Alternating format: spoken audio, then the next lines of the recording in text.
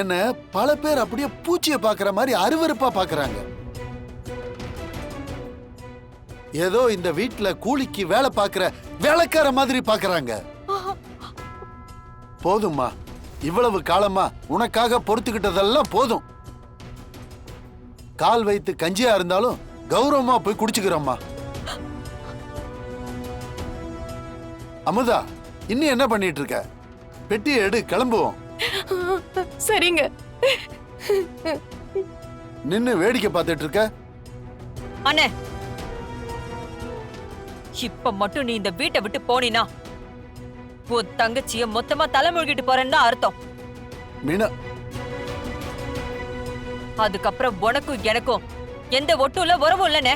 மீனா, என்னம்மா இப்படி ஒரு வார்த்தையை சொல்ற? உனக்கு உன் தங்கச்சி முக்கியம்னா இந்த வீட்லயே நீ இரு.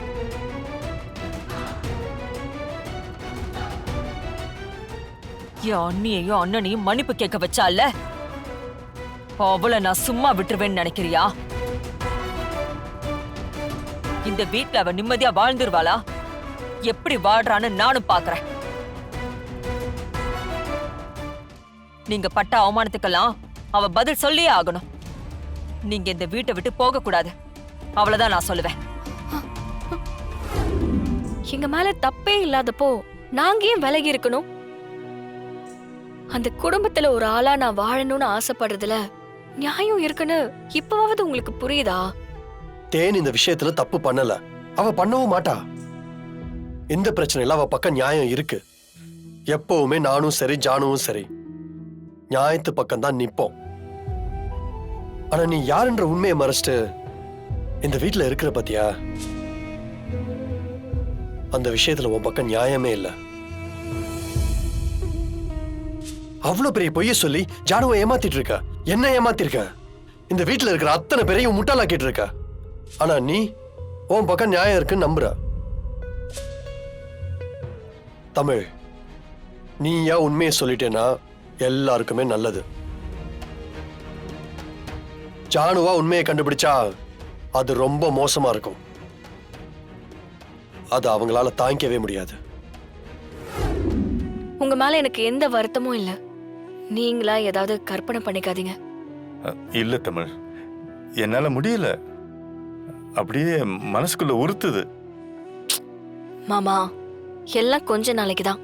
ஜனமா எங்களை முழுசா ஏத்துக்கிட்டதுக்கு அப்புறம் இந்த பிரச்சனை எல்லாம் எதுவுமே இருக்காது. ப்ளீஸ் மாமா, கண்டத்தை பத்தி யோசிச்சு ஹெல்த்தை கெடுத்துக்காதீங்க. போய் நிம்மதியா ரெஸ்ட் எடுங்க. இப்ப கூட நீ மட்டும்தானே தமிழ் வந்திருக்க. என் தங்கச்சி, என் மருமகள்க எல்லாரும் வீட்டை விட்டு விலகி போயிட்டாங்கல்ல. அவங்க அங்க இருக்கிறது தான் மாமா நல்லது. அவங்க என்ன இங்க இருந்து 100 கிலோமீட்டர் தூரத்திலயா இருக்காங்க? 5 கிலோமீட்டர் தான் இருக்கு. நீங்க நினைச்ச உடனே அவங்கள போய் பார்த்துட்டு வரலாம். சொந்தத்துக்குள்ள பிரச்சனை வராம இருக்கணும்னா விலகி இருக்கிறது நல்லது. மாமா, நீங்க எதை பத்தியும் யோசிக்காதீங்க. போய் ரெஸ்ட் எடுங்க. நான் சொல்றத கேளுங்க. நான் இருக்கேன். நான் எல்லாத்தையும் சரி பண்ணுவேன். போங்க, போய் தூங்குங்க.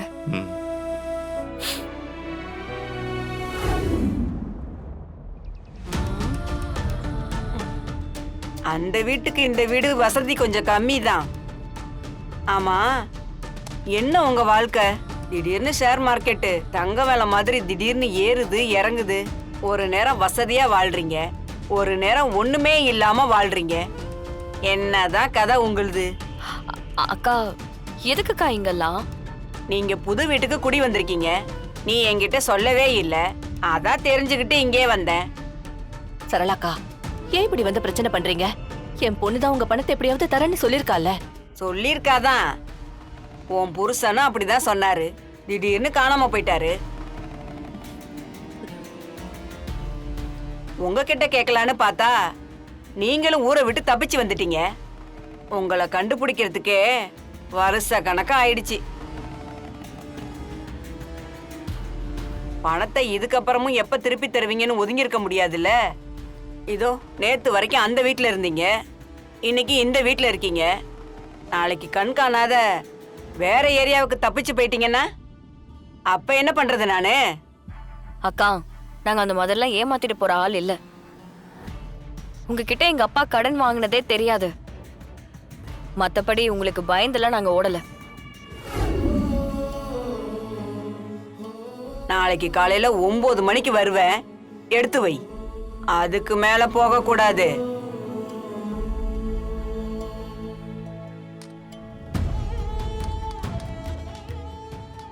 Madam, coffee. ஆ, வச்சிருங்க.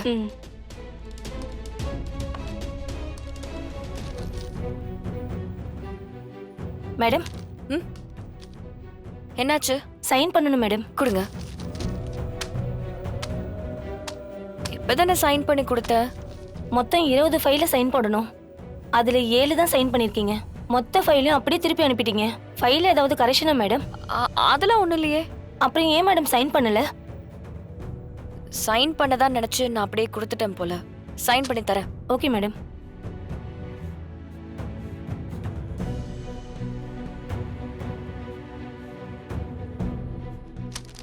இந்தாங்க. Thank you madam.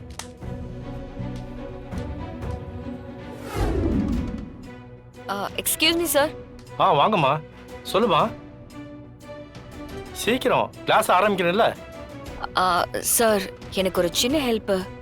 என்ன ஹெல்ப் வேணும் சொல்லுங்க. கொஞ்சம் அட்வான்ஸ் தர முடியுமா? ஏம்மா, வேலைக்கு சேர்ந்து முழுசா 2 வாரம் கூட ஆகல, அதுக்குள்ள அட்வான்ஸ் கேட்குறீங்களே. இல்ல சார், கேட்க கூடாதுன்னு தான் இருந்தேன். ஆனா கொஞ்சம் எமர்ஜென்சி. ஒருத்தவங்களுக்கு திருப்பி கொடுக்கணும், அதனாலதான். இல்லைம்மா, நம்ம ஆஃபீஸை பொறுத்த வரைக்கும் இந்த அட்வான்ஸு போனஸு இதெல்லாம் கிடையாது. உன்னால் ஒரு 10 ஸ்டூடெண்ட்டை சேர்க்க முடிஞ்சதுன்னா அதில் ஏதாவது இன்க்ரிமெண்ட் பண்ணி தரலாம். சார், நீங்க கடனா கொடுத்தீங்கன்னா கூட நான் salary வந்ததும் திருப்பி கொடுத்துருவேன். ஏம்மா, அதுவும் இதுவும் ஒன்று தானேம்மா. இது வரைக்கும் நம்ம அகாடமியில் யாருக்கும் அட்வான்ஸ் எல்லாம் கொடுத்ததில்ல. அது கொடுக்கக்கூடாதுன்னு நம்ம அகாடமியோட ரூல். நீங்கள் வேற எங்கேயாவது ட்ரை பண்ணுங்க. ஹலோ, ஹாய் தமிழ், எப்படி இருக்க? பேசி எவ்வளவு நாள் ஆச்சு? நல்லா இருக்கேன் ராஜி, நீ எப்படி இருக்க? நான் நல்லா இருக்கேன் தமிழ். என்னடி, என்ன விஷயம் கால் பண்ணிருக்க? அது ஒண்ணும் இல்ல ராஜி. தமிழ், நானே உன்கிட்ட கேட்கணும்னு நினைச்சேன். என்னடி? அர்ஜென்ட்டா ஒரு 50,000 பணம் கிடைக்குமா? ப்ளீஸ் டி, ஒருத்தருக்கு கடன் கொடுக்கணும். கேட்டுட்டே இருக்காங்க. நானும் நாளைக்குன்னு சொல்லிக்கிட்டே இருக்கேன். என்கிட்ட இப்போ அவ்வளவு பணம் இல்ல ராஜி. நீ வேற யார்கிட்டயும் ட்ரை பண்றியா? சரிடி, நான் பாக்குறேன். சாரிடி.